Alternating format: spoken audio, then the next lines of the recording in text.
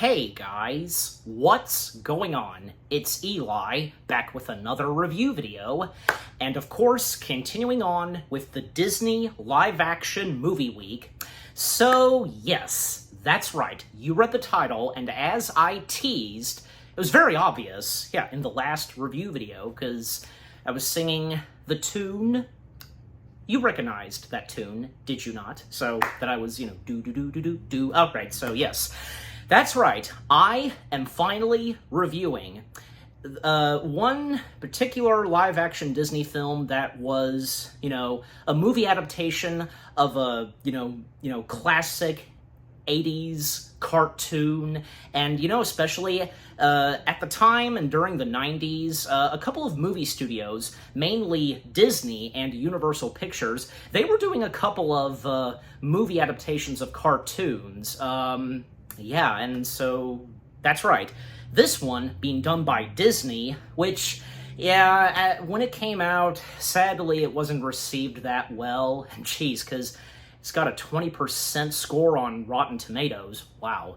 But at the same time, and I think especially as of today, this movie has its lovers, and there are those that enjoy it. And you know what? Now that I've fully seen it, I quite enjoyed it. That's right, from 1999, Inspector Gadget. Yes, had to do the theme song a little bit. Yeah, so, that's right, Disney's Inspector Gadget. Yeah, just what a crazy ride this was, watching this movie fully. So much happening, and especially because, with the Gadget Mobile and just some over-the-top, things that were going on in the Inspector Gadget movie. Well, I guess that's what you would expect pretty much from Inspector Gadget. And by the way, because I did watch a little bit of the cartoon before watching the movie, and now I'm, of course, doing my review of the movie. Yeah, so there's no denying, and, for me, because the original Inspector Gadget, the cartoon from 1983, a lot of kids enjoyed it, and especially, as time went on, because it grew a fan base and such, and, especially with the catchy theme song, and, just a memorable, as I said, a memorable classic cartoon show from the 1980s. And, fast forward in the late 90s, we would get a live-action movie being done by Disney, and again, sadly didn't turn out that great. And especially because Disney had a handful of live-action films of theirs that, sadly, hadn't done that good. And as I said, from Disney and Universal, they were doing a lot of movie adaptations of cartoons, from the Flintstones, Casper, George of the Jungle, this, Inspector Gadget, and the same year, when Inspector Gadget came out, there was also Dudley Do-Right. So there you go. If there's any others that I'm missing, you know the rest. But anyways, So again, now that I've finally seen Inspector Gadget, as I said, I quite enjoyed it. I had no problem with it. I had no problem, where the story was going, the casting, and, say what you will about Matthew Broderick.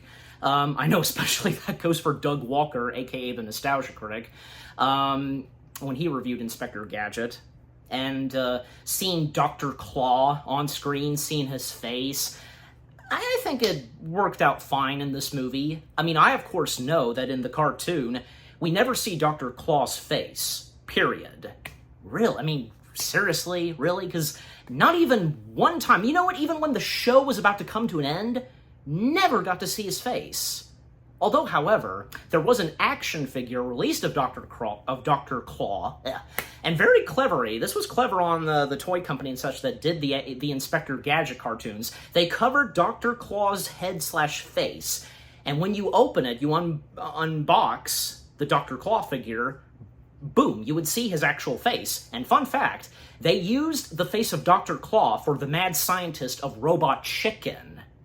Yeah, I'm sure some of you probably didn't know that. Yeah, and again, because, well, I obviously, the action figure of Dr. Claw clearly would have had come out before the movie, so we technically already got to see Dr. Claw's face, so it didn't matter as of now and when the movie came out. So, yeah.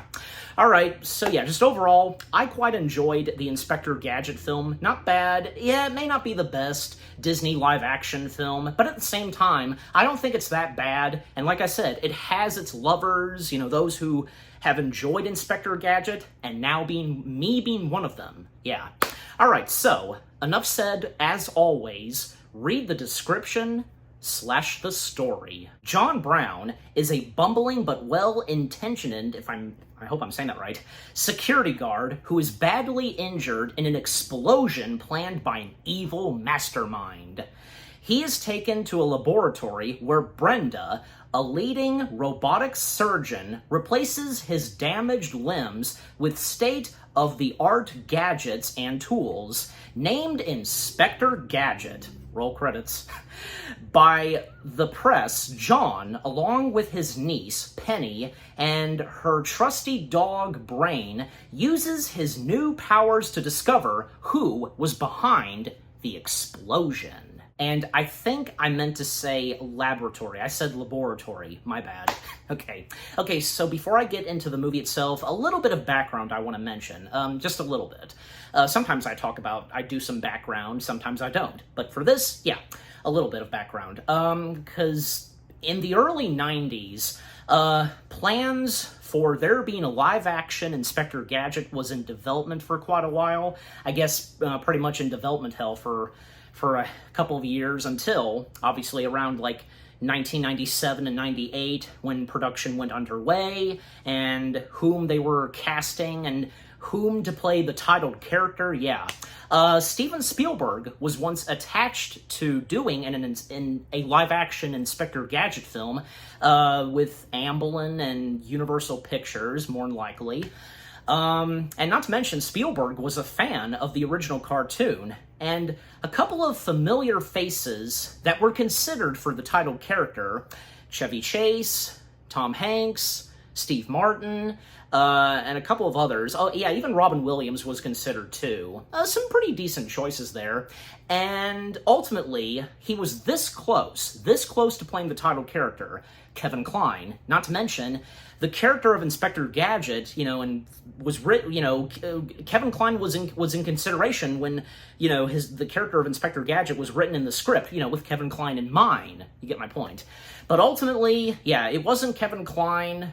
It ended up being Matthew Broderick. Yeah, so, and finally, because, well, Disney, were the ones that would be the distributor. They would do the film themselves, and not to mention, there was a time when the Deke company, Deke Animation, was a part of the Disney family for a while. Because I seem to recall knowing about that. But anyways, well, and Inspector Gadget coming from Deke Animation, yeah, so DIC. Also, from Deke Animation, there's also, like, say, the Super Mario Brothers Super Show, and a bunch of other cartoons that you would know of from Deke Animation. Anyways, so yeah, Matthew Broderick being cast as the title character, the film going underway, and being directed by David Kellogg, not to be confused with, the Kellogg man from Kellogg's cereal. No, a completely different, guy by the name of Kellogg, going by the last name Kellogg.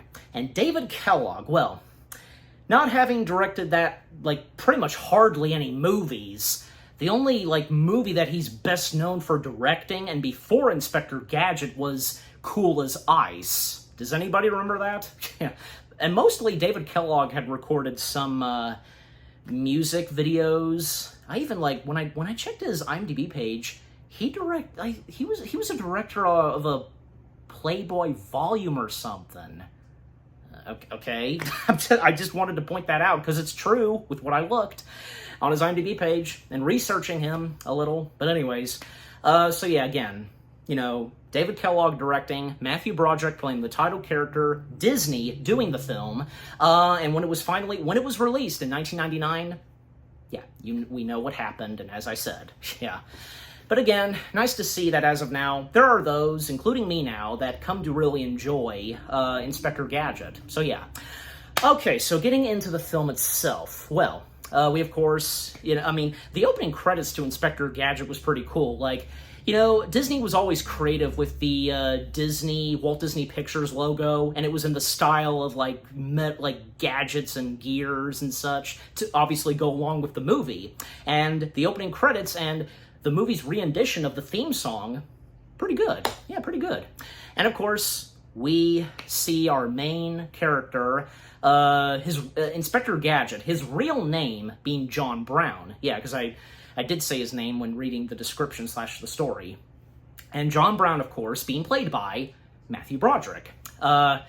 We start out seeing John Brown as a policeman, and everybody's saying hi to him, and, he rescues, an out-of-control bus, and his niece is on the bus, along with, his niece's dog, Brain. Yeah, and, John Brown's niece, Penny, being played by young Michelle, Trachtenberg. I think I said her last name right.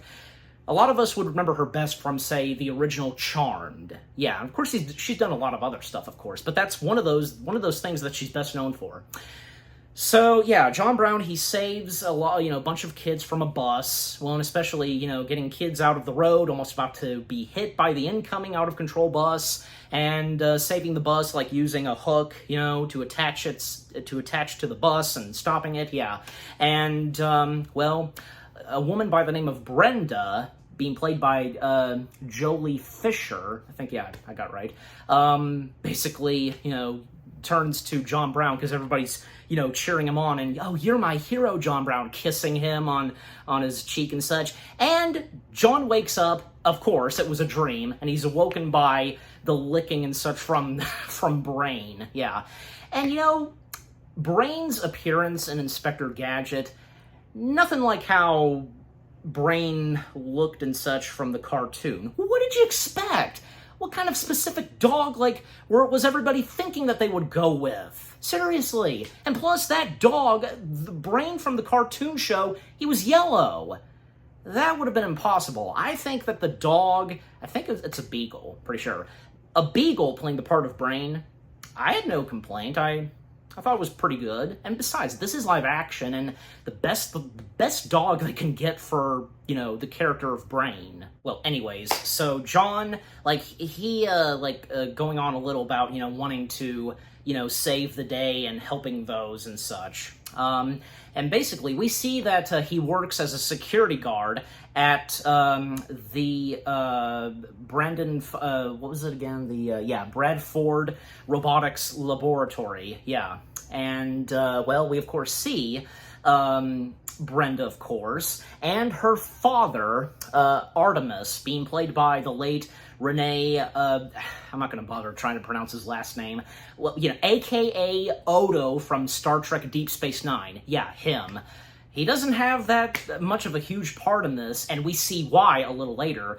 Well, because Artemis has a special cap on and such, and trying to control a robotic foot. And at one point, because, he's just, tapping his own foot, and, this causes the robotic foot to tap, and she did notice this, and, in order to get it to tap again, because for Artemis, he was thinking about how much, his daughter resembles his late wife / his daughter's mother, and she has her dad thinking about, her mother again, and turns out, the way to do it is, with heart, yeah, not with, not like a link or something, like a thought and such, however they say it, but, basically, yeah, with heart, having, it had to do with heart, so yeah.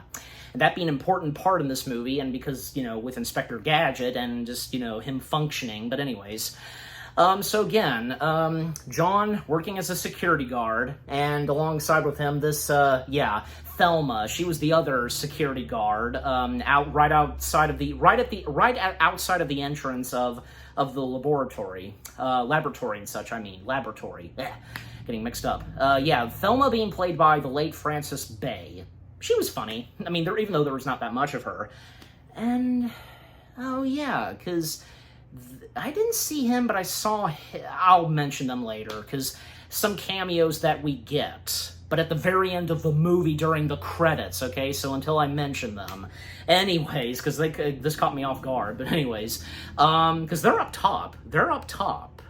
I don't know why, but that's just one of those things, even like say on movies as IMDb pages, but anyways. So then we see our main antagonist, that being Sanford Skolix, being played by Rupert Everett.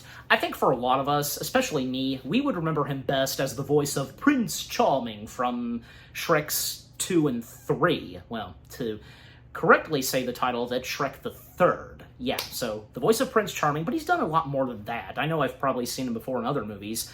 So yeah, he plays the character. He plays the main antagonist, which of course would be Dr. Claw. And Rupert, I think he did a pretty spot-on job doing it in an American accent. I felt at the beginning there were a couple of times I was hearing a little bit of his British accent, but that might have just been me. But no, of course he is doing an American accent, and yeah, he was pretty good at it. Nice to see that, you know, because a lot of British actors, sometimes they're quite good at doing American accents, and in this case, Rupert being one of them. So anyways, so he basically is planning to steal something from Brenda and her father. Well, basically, yeah, he's going after the foot to do devious things, you know, use it to do devious things. I don't think that the movie really establishes the real purpose of using the foot. What actually, no, because one of them, I mean, because we see what he does later on, and when he steals and acquires the robotic foot. Yeah, so Sanford sends out a couple of robots to go in, break in, and basically like zap and instantly killing Brenda's father. Yeah, he dies. He gets zapped and such, and that's the end of him. Like I said, we don't get that much of him, and that explains why.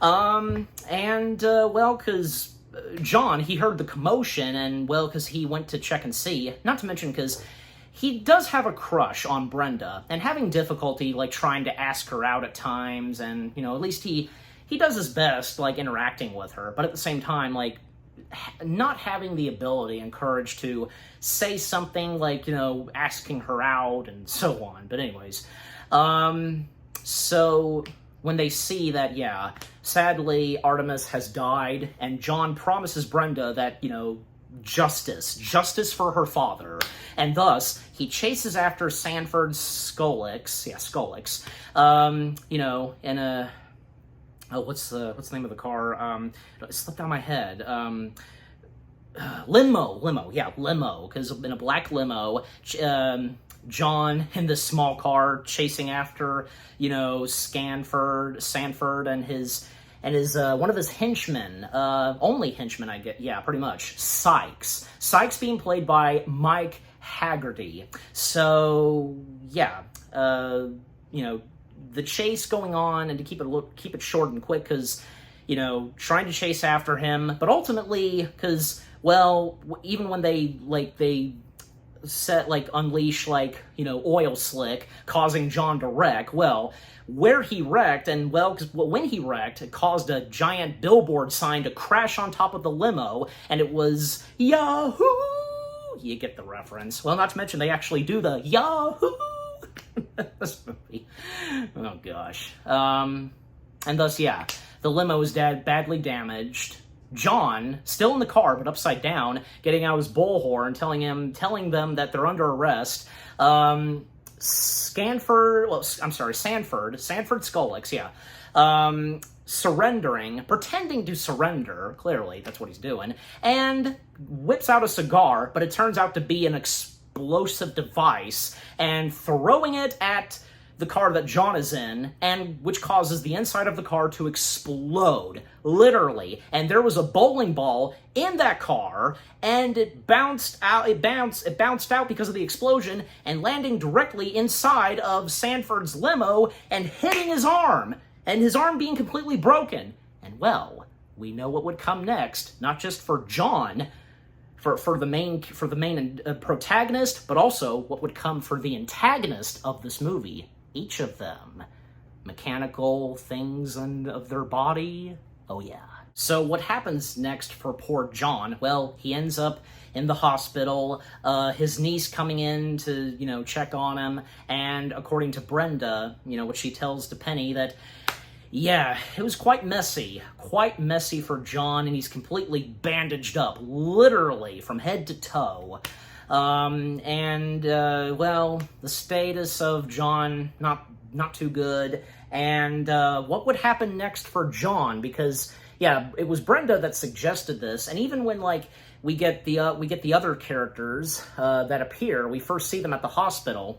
Mayor Wilson, being played by Cherry O'Terry, I think, yeah, got the last name right, and Chief Quimby, yeah, I got that right, being played by the late legendary character actor Dabney Coleman. Yeah, so, come on, Dabney Coleman, he's Dabney Coleman, and I think his portrayal of the Chief, pretty good, because we all know that the Chief in the cartoon always assigning Inspector Gadgets on missions, and always getting explosions and getting blown up in his face, and having to deal with Inspector Gadget. But at the same time, Inspector Gadget is the best that the police department has in the cartoon, and what would happen at the very end of the movie. So yeah.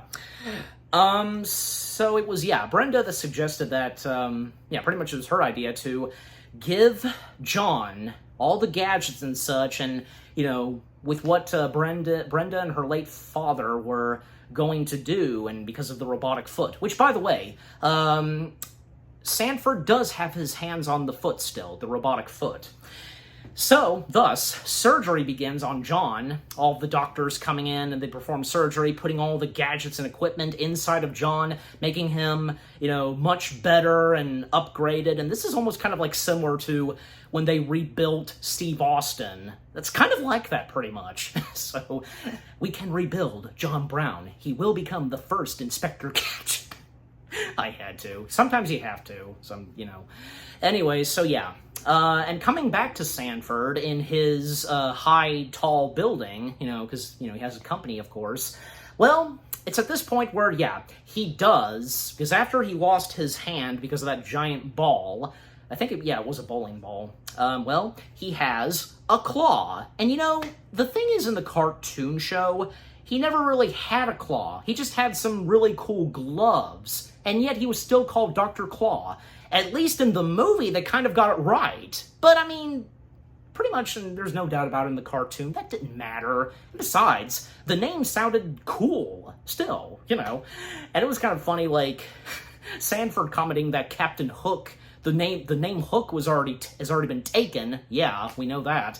So that's when they, he and Sykes, and also one of the scientists/doctors working for Sanford, Kramer being played by Andy Dick. And by the way, because Andy Dick would work with Matthew Broderick in something else that is Disney, and that, of course, being The Lion King 2, Simba's Pride. He was the voice of Nuka, and, of course, Matthew Broderick voicing Simba. So there you go. So, from Kramer, Sykes, and Sanford trying to come up with a name for him, and ultimately, Dr. Claw. But pretty much throughout the film, he's still called by his real name. But, you know what, I'm just, for me, I'm just going to stick with Dr. Claw. So, anyways, maybe at times I'm going to say Sanford, but anyways. So yeah, coming back to John, he finally awakens, and he can tell, and when he's trying to walk and such, there's something different with him, and he can tell. And then when, say, gadgets and such come out of his fingers, he's panicking a little and just walking out of his room, and he, comes face to face with Brenda. Brenda telling John on what happened to him, the gadgets and such, they've been put in his body. He's better than ever, but at the same time, he's going to have to learn how to work with these gadgets inside of him. And yeah, so Brenda going to be with John, guiding him through this, teaching him how to handle and work with the gadgets that are inside of him, and yeah. And by the way, let's go ahead and mention the special practical effects done by the late legendary Stan Winston and his company. Fantastic. I've seen the behind-the-scenes clips and photos, when they were working on the special effects, building a realistic puppet version of Matthew Broderick as the title character, because at times, Inspector Gadget's head would spring out, you know, and pretty cool. Yeah, they did a spot-on job with this. Inspector Gadget being something right up Stan Winston's alley. Yeah. And of course, obviously, there were a couple of, like, CG shots, definitely, especially a little bit for the Gadget Mobile, but we'll get to the Gadget Mobile in just a moment, so yeah. Again, Brenda teaching and John now named Inspector Gadget. He gets the iconic uniform, and, well, because one of the first things that he does, and well, Brenda basically tells John, now named Inspector Gadget, but it's nice to see that not just Dr. Claw, because they always, like, you know, call him by his real name. The same goes for John. They don't call him Inspector Gadget all the time. They call him by his real name, so that's nice to see. She tells John that, well, there's a special chip inside of him that, you know, will make him function and so on, and that being the NSA chip. Yeah, it is short for something, yeah. If I remember to do so, I'll put a text of that. You know, what NSA, slow down, what that means, what that stands for. But yeah, so this special chip that he needs to have, and, yeah. And she also tells him that, you know, in order to activate any gadgets from his body, he needs to say, and of course, his iconic line, go, go, Gadget. And, you know, go, go, Gadget, insert whatever it is that he summons. And one of the first things he summons, well, because Brenda, you know, having him do a demonstration, practicing, if he sees a couple of robbers, what should he do? And, well, you know, he says, go, go, Gadget, oil slick. But what comes out of him is blue toothpaste, literally soaking Brenda. She seems to handle it pretty well. It won't stop. And, well, she tells John how to deactivate it, and by doing so, yeah. So, a little bit of a montage, and, yeah, with John learning how to work with this stuff. And I think by then, like, he's kind of starting to get the hang of it. But also, yeah, now let's talk about the Gadget Mobile. The Gadget Mobile, I think, was pretty cool in this. And by the way, the voice of the Gadget Mobile being voiced by D.L. Hewley. I know D.L. I know I've probably seen him before, but yeah. I mean, say what you will, I don't think he was that bad voicing the Gadget Mobile. But man, let me tell you, because the Gadget Mobile can be quite a handful. Not to mention, he breaks the fourth wall a couple of times, even mentioning Disney. Like, you know, this is a Disney movie, and mentioning the Walt Disney Company, Disney World, Disneyland, oh my gosh. Well, let's face it, even, there have been a couple of other Disney films that kind of did that. And I can think of, like, say, George of the Jungle 2. The narrator mentions Disney by name, so, you know, this is Disney, so if you remember that. Anyways, well, and besides, like, this kind of movie, and just like with George of the Jungle, because you'd expect, obviously, clearly, because, yeah, that's what they do sometimes. Breaking the fourth wall, but not all the time. And I think for both films, even the George of the Jungle sequel, George of the Jungle 2, they did pretty well on, you know, the fourth wall breaking stuff. Also, let's talk about and mention, of course, the segues / transitions. You know what I'm talking about, because sometimes they would be gears and springs, or like 3D scanning of, like, say, Inspector Gadget's head or something, you know. I don't know, because I have no problem with them. I mean, I get what the movie's doing, but, yeah, I mean, to some people, I mean, and especially for the nostalgia critic, I don't know. But I think it was pretty cool. I mean, let's face it, because, like, take, for example, the 60s Batman show and movie, because, you know, the segue / transitions, the Batman logo and spinning background, take that for example. But anyways, and this isn't the first time, of course, that something like this has happened. Oh, and also, a good example, Austin Powers, when randomly, like, seeing Austin Powers dancing, you know, that whole thing. But anyway, so there you go. So I thought I thought that this and Inspector Gadget, pretty cool, yeah. Anyway, so to speed things up, because, yeah, one evening, because Inspector Gadget and Brenda attending to this party, and, well, because the mayor being there, of course, as well as the the police and with the chief. And also, Sanford happens to be there. And, he cuts in on John and Brenda. They're dancing. And, because at one point, again, Sanford cutting in, and he basically has a little chit-chat with Brenda while John goes to get a drink for them.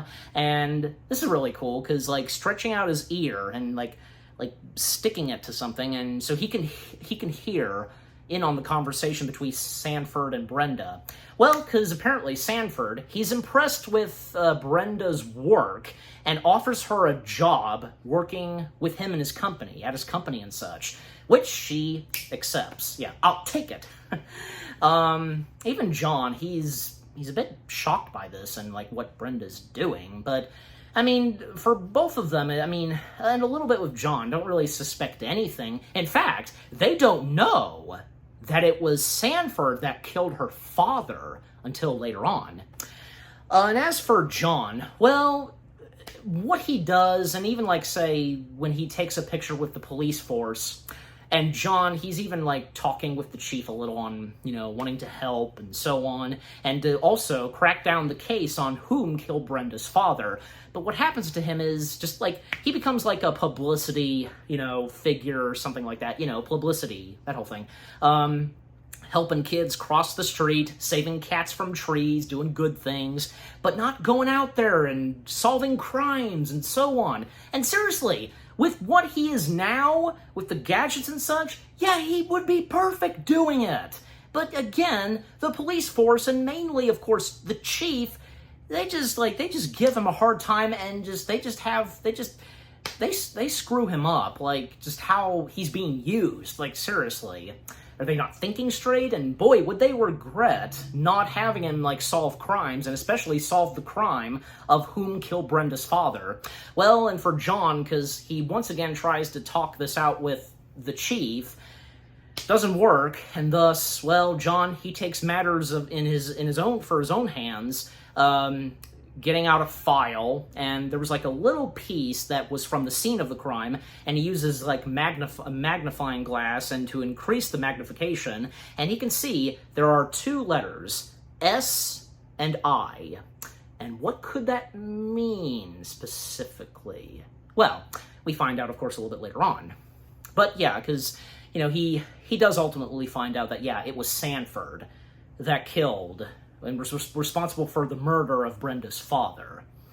And also, because back to Sanford, because by this point, because he had stolen and, got his hands on the robotic foot, by using it, and with the technology from, Brenda and her late father, and because of the robotic foot, he created a robot of his own, looking exactly like Inspector Gadget.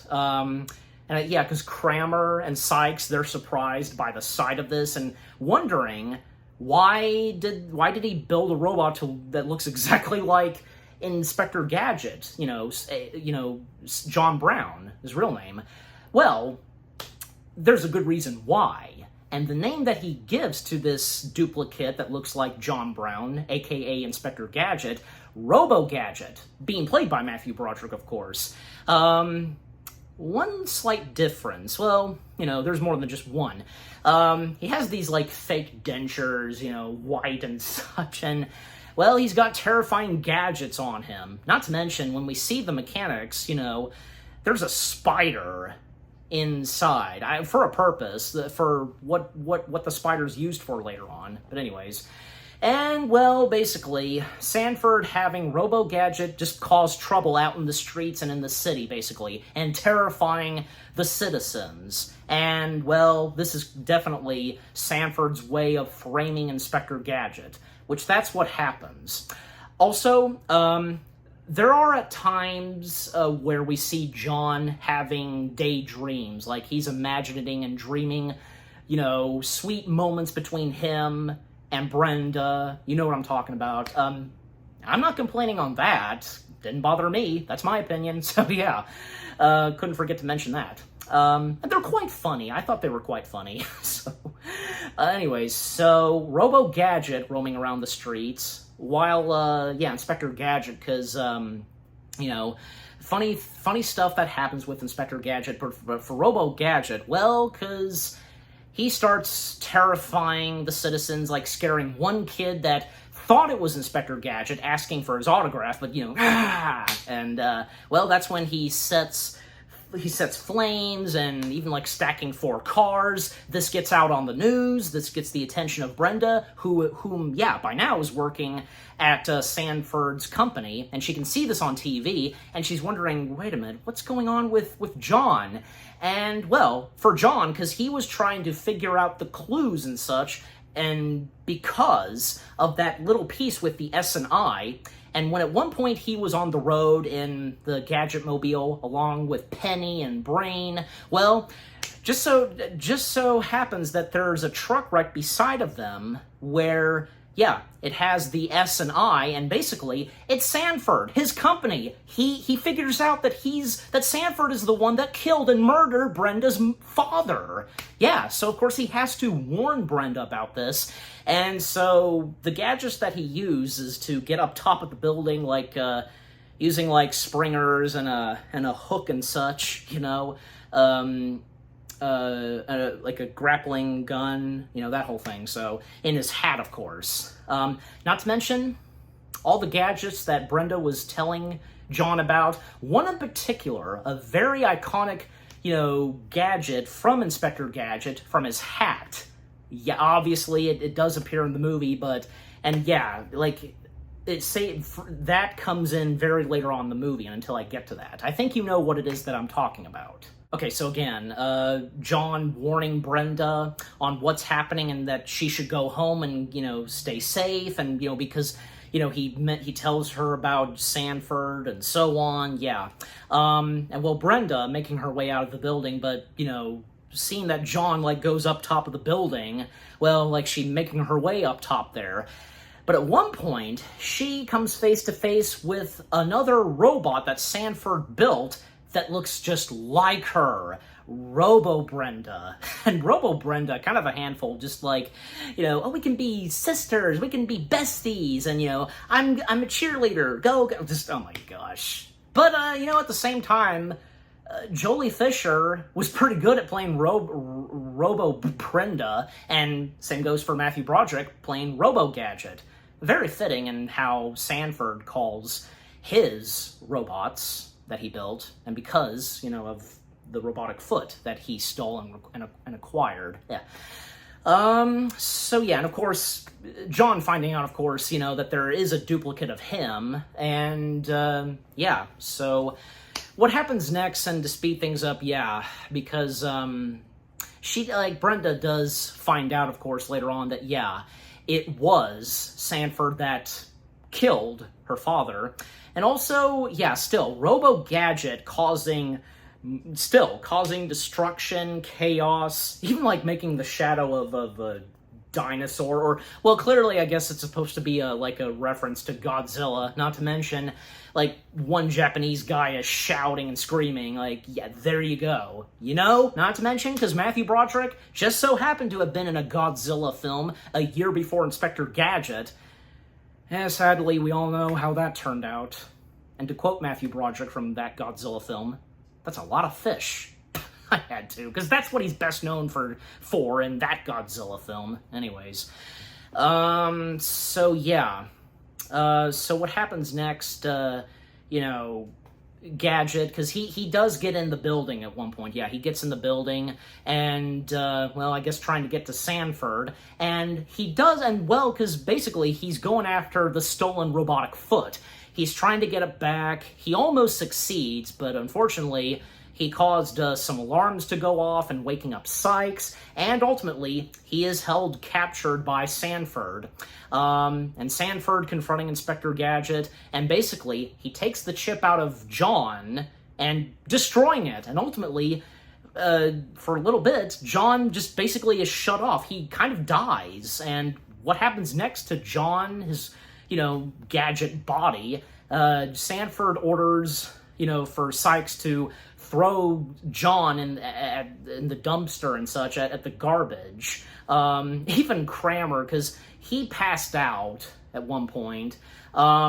And I think, yeah, that was pretty much, that was it for Kramer. Yeah, again, Kramer being played by Andy Dick.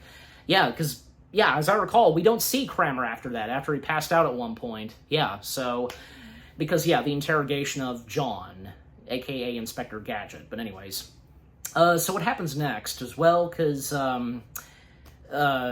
the Gadget Mobile, along with Penny and Brain and Brenda, catches up to them, and they start to go find John, because, yeah.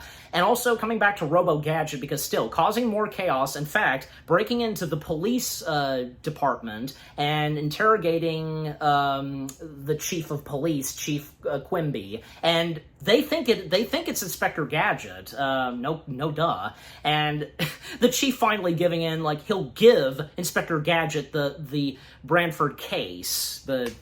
So yeah, like, and you know, I think kind of the chief kind of deserved it, and all the other policemen that was giving Inspector Gadget a hard time. Well, Robo Gadget did it for him, technically. Just, you know, you get what I'm saying.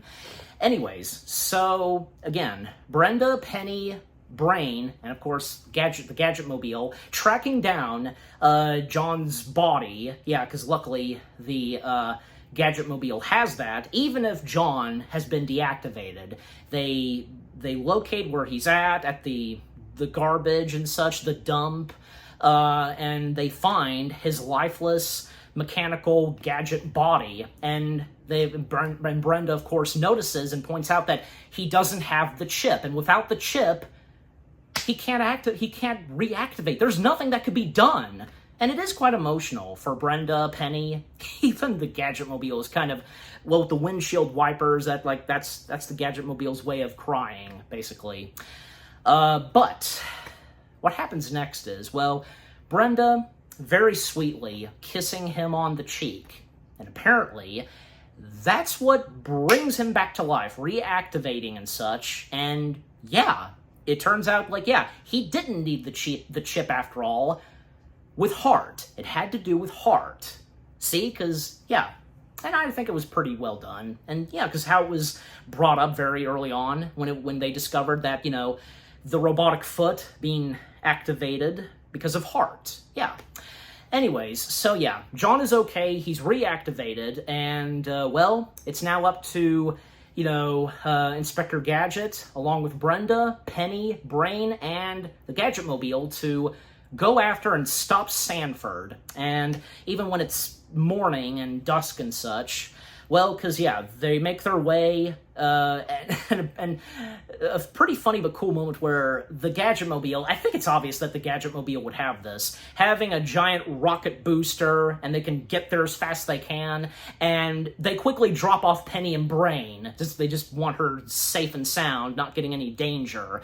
And so they proceed on, and, well, they catch up to Sanford in his limo, and Robo-Gadget is there, and, you know, John, you know, having Brenda take the wheel and thus making his way to the limo, confronting Sanford and Robo-Gadget, and a fight that goes on top of the limo between Robo-Gadget and John, and pretty cool, I'd say. And ultimately, because what happens is, yeah, you know, they get away while, well, I mean, yeah, because Inspector Gadget, you know, accidentally gets left behind. He got knocked out and such, and, well, because, yeah, Brenda's still on Sanford's tail in his limo, and this is where it happens, the moment we've been waiting for. One iconic device from Inspector Gadget, from his hat, the propeller, the helicopter device, yeah. Go Gadget propellers, you know, how he says it. Yeah, it was cool seeing that, you know, in this movie. Don't you think, like, that was a good highlight from this movie? And besides, like, even though the movie turned out pretty bad, who says that certain movies like Inspector Gadget can't have some pretty cool shots and such? And I think with the helicopter and such, that was cool. Yeah, not bad. See, and still, John having a bit of a struggle trying to work with it. And then, well, because Brenda, in the Gadget Mobile, well, the Gadget Mobile crashed right at Sanford's limo. Good thing he got out right before that happened. And Brenda confronting Sanford, because yeah, by now she knows that Sanford was the one that murdered her father.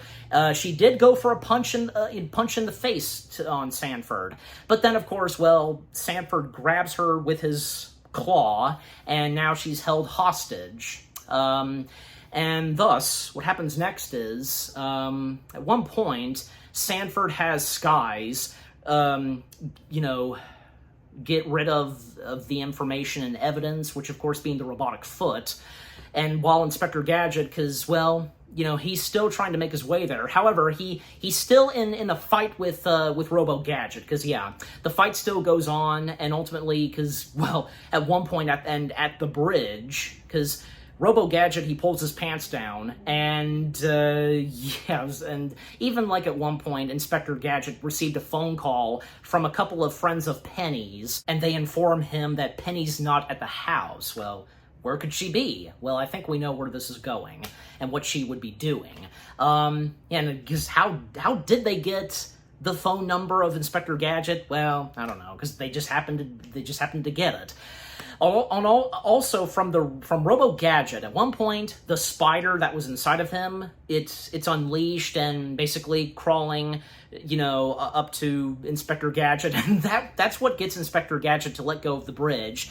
And well, because still, like, the standoff between Inspector Gadget and Robo Gadget, and to speed things up, ultimately, of course, Inspector Gadget defeats Robo Gadget, decapitating his head, and also because using toothpaste, but even when he said, oil slick, and throwing his head, even right before he did so, Robo Gadget said to Inspector Gadget that, we can team up and take over. I don't think so, and I knew this was coming, throwing Robo Gadget's head in the ocean, and yeah, bye-bye, Robo Gadget.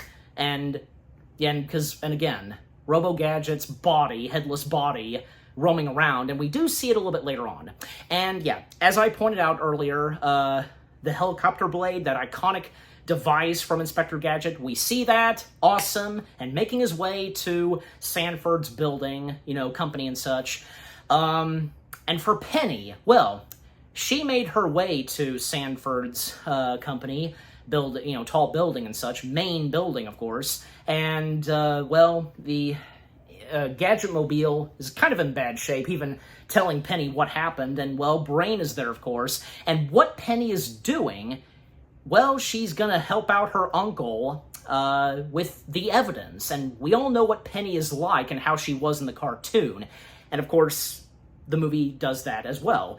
And by the way, yeah, there really wasn't that much of Penny, but I think what the movie had to offer for the character of Penny in this, not bad, and nice to see that she did help out her uncle, so yeah. And I think Mitchell Trachtenberg, I'm saying her last name correctly still, I think she was pretty good as Penny, and, that's another thing about Penny, because just like with Brain is not yellow. Well, the same goes for Penny, her hair not being blonde. Oh, get a grip, guys, come on, what did you really expect?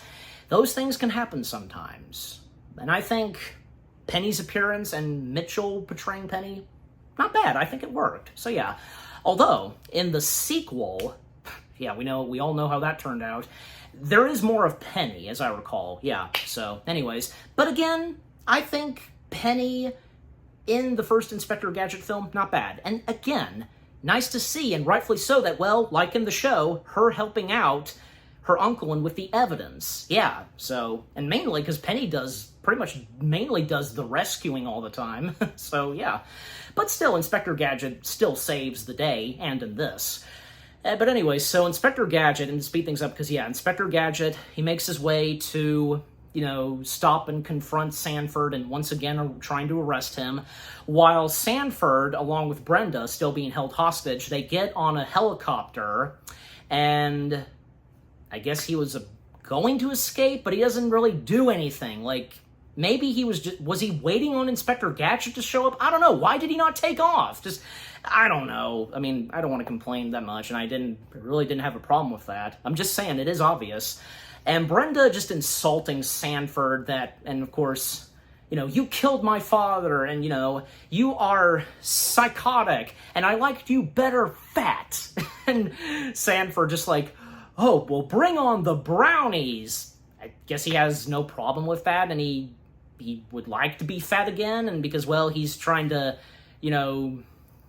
have Brenda just fall in love with him. Not working, of course, definitely not. So, and, well, again, John showing up finally, and the final standoff between John and Sanford, and even when Sanford, he launched a missile from the helicopter, destroying the helicopter blade device from John's hat. So then, John, catching the helicopter with another one of his devices, holding on, and Brenda trying to break free, and John trying to, flying the helicopter, trying to escape, and, well, what John does, uses that tiny knife and such that he had in his finger, but taking it and doing something, and just that, and it just bounces around the inside of the helicopter and causing to hit a specific button in the helicopter, causing the helicopter to lose control, basically. So yeah, ultimately, Sanford is defeated, the helicopter losing control,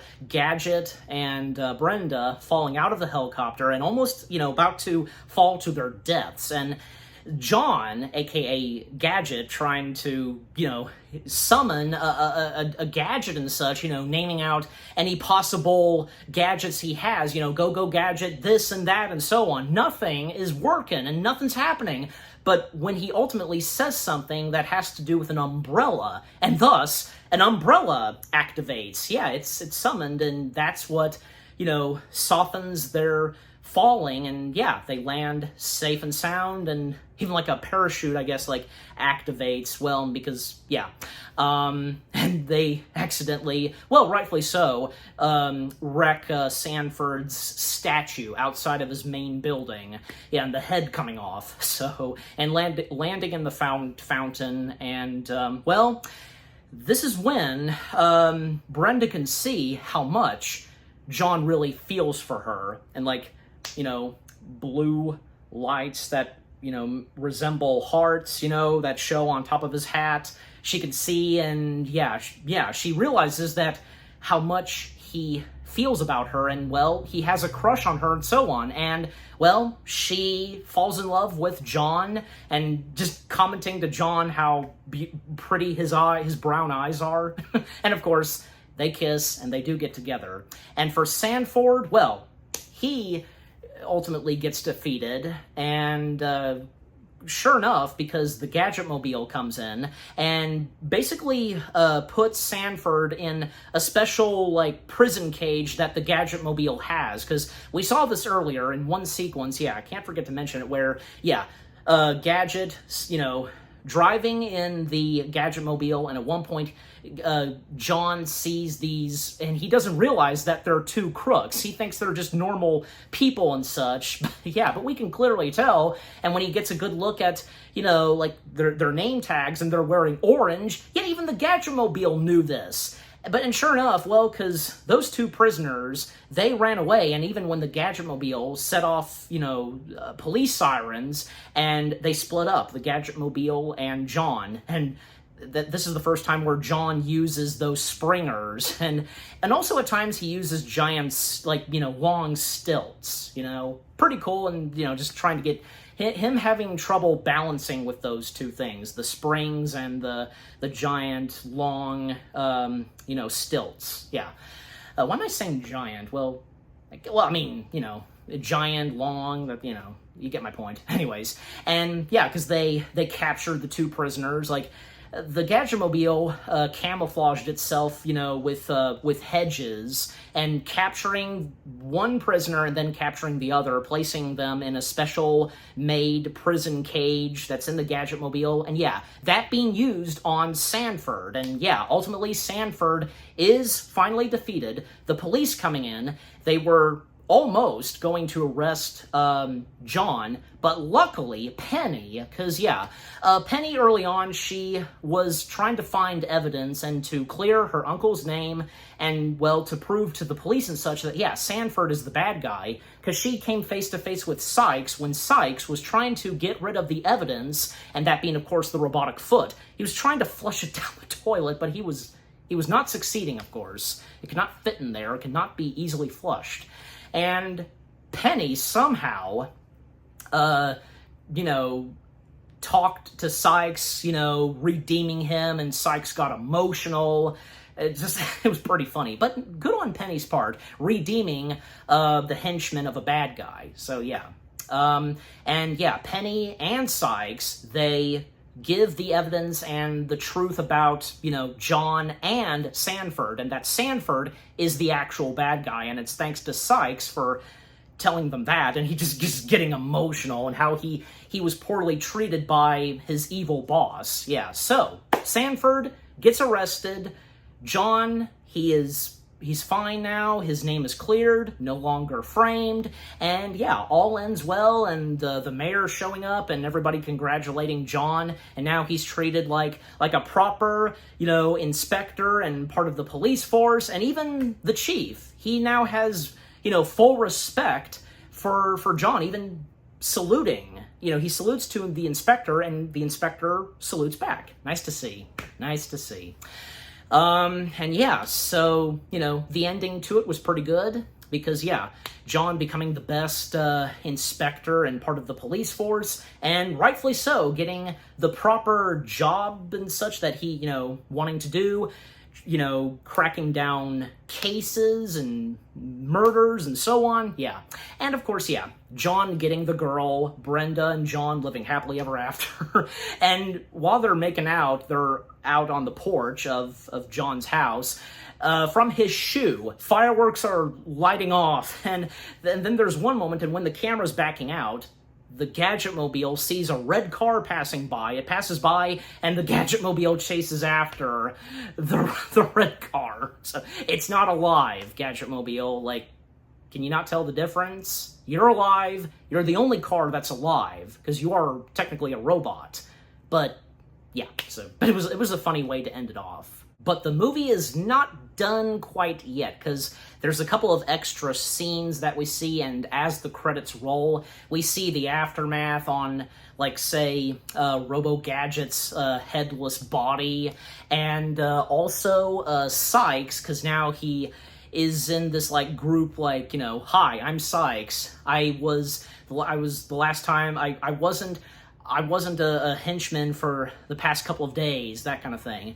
And those that attended, that are part of this group, and apparently, because, other, henchmen and bad guys, because rehab. And as I said early on, because they're up top of the cast, even though they appear at the very end. And I didn't see him. I'll have to go back and look. Mr. T makes an appearance in this, I assume, during the credits, So Mr. T appears as himself. There's also a character by the name of famous big guy with silver teeth. That being the late legendary Richard Kyle. Clearly, because he's supposed to be his character from one James Bond film, because, There's also famous villain with deadly hat, being played by Richard Lee Sung. I were to assume, because that's a villain and such, I'll have to go back and look, but anyways, bear with me. There's also famous identifier of C-plans, played by Bobby Bell, famous Native American sidekick, played by Hank Berar, I might be mispronouncing his last name wrong. There's a famous assistant to Dr. Franken-something. We get that. We know what that is. Being played by Keith Morrison, and son before second son, being played by John Kim, okay? And there's also Bane of bumbling, idiotic, yet curiously successful French detective's existence. Oh, God. That's literally what he's credited. He also played Robo Brenda Urbix, okay? And rhythmless group member. Yeah, because another extra scene that we see during the credits, we see the aftermath and what's going on with Robo Brenda. Because at one point, yeah, when Brenda was on top of the building, Robo Brenda accidentally fell off the building and, yeah, crashed, and maybe that was the end of her, but no, she turned out to be all right and started a fitness show. Okay, so it doesn't go that well, pretty much. And we get a little bit more of the Gadget Mobile interacting with the audience and still breaking the fourth wall, mentioning Disney World, Disneyland, and so on. And when the credits just about finish, the Gadget Mobile shows up once again and, saying, "Oh, you made it through the credits," and so on. Yeah, a crazy way to end off the film right there, for sure. But at the same time, it was funny, at least to me, and I'm sure some of you would think that was funny too, how the movie ended, and right when the credits finished, and so on. Disney's Inspector Gadget. Wow, just again, what a crazy ride this was, just watching this movie. And yeah, and like I said, I thought this was pretty good. And again, it may not be the best of the live-action Disney films and from the 1990s, but at the same time, and as time has gone by, there are those that come to enjoy this and like it and have some good laughs, like me. And yeah, the story, I think, was not bad. The cast of characters, the visual effects, from practical and some CGI shots, and of course the practical effects, and as I mentioned, the late Stan Winston and his company, well done. Well done. That was fantastic with the practical effects and bringing, Inspector Gadget to life with the gadgets and such. Awesome. The funny and emotional moments, they were pretty good too. Especially, yeah, that goes for the funny moments. The music and score by the one and only John Debney. I think, yeah, I'm saying his last name right. God, he's done so many movies. Yeah. Looking at his, his category of doing music and score for movies, and Inspector Gadget being one of them. Yeah. And the director of the film, I'm sure, yeah, he did his best. And yeah, again, it's a shame that this turned out to be very suckish, but like I said, there are those like me that come to enjoy it, and that's nice to see. And yeah, just overall, Disney's Inspector Gadget, it is what it is. It may not be the best, but at the same time, it does its very best with what it delivers, definitely. And I'm giving Inspector Gadget, yeah, this sounds about right, I'm giving it 6 out of 10 stars. Yes, 6 out of 10 stars for Disney's Inspector Gadget. And what about you guys? What did you think of Disney's Inspector Gadget itself? Any of you that like this? Did you grow up with, having a DVD copy of it? Did any of you get to watch it on TV, mainly, Disney Channel? That was one of the first times I watched a little bit of it, and I think that also goes for the sequel, was when I saw those two films on TV, but didn't watch the entirety of both of them. But yeah. What did you enjoy the most from this movie? And do you think Matthew Broderick and everybody else, they were pretty good at, whom they portrayed in this film? Do you think the practical and CG shots were fantastic, and all the gadgets and seeing them in live action and on screen? Yeah. Did you get good laughs and chuckles, and with the climax and the action? Yeah, just overall, what do you think of Disney's Inspector Gadget itself? And with what I've had to say, my review, and yeah, what did you think of my review? Leave comments and give this review video a like, as always. And so, with all that being said, thank you very much for watching. I hope you guys enjoyed my review of Disney's Inspector Gadget. More review videos are coming your way. They're going to be awesome. Keep looking forward, and I'll see you guys in the next video / review. And of course, continuing on with the Disney Live Action Movie Week, there's one more left. Yep, stay tuned later tonight, because the last live-action Disney film that I'll be reviewing, well, to best describe it, well, It's directed by Burton, and it has to do with an elephant. Yeah, you know what it is. Stay tuned for that. Take care, and peace out. Go, Gadget, something.